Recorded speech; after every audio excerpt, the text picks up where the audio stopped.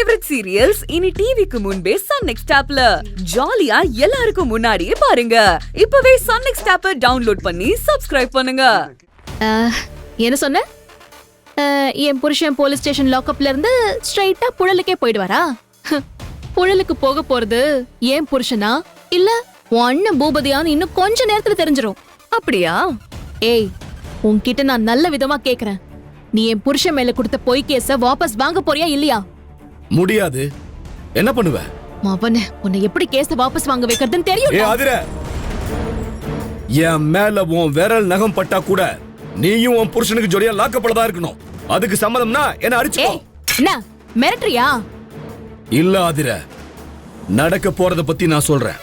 அடிக்காத உன் புருஷன் மேலேயே மர்டர் அட்டெம்ப்ட் கேஸ் போட முடிஞ்ச என்னால என்ன அடிச்சா உன் மேல என்ன கேஸ் எல்லாம் போட முடியும்னு கொஞ்சம் யோசிச்சு பாரு.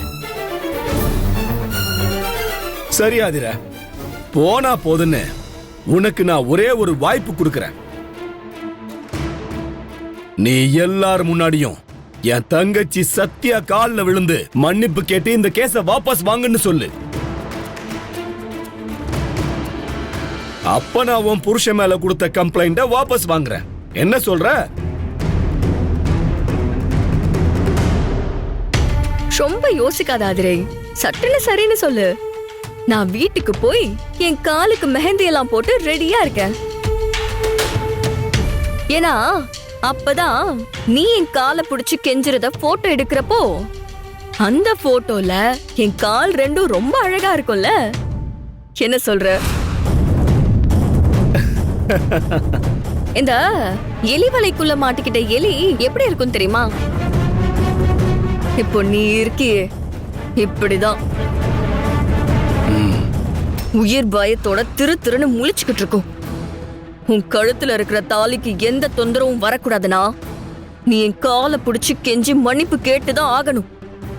உனக்கு வேற ஆப்ஷனே கிடையாது. யோசிச்சு கொஞ்சம் நல்ல முடிவாயிடு. போ.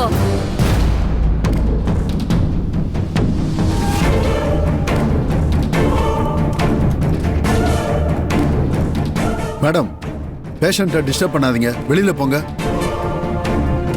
போறீங்களா இல்ல நான் போலீஸை கூப்பிட்டுமா?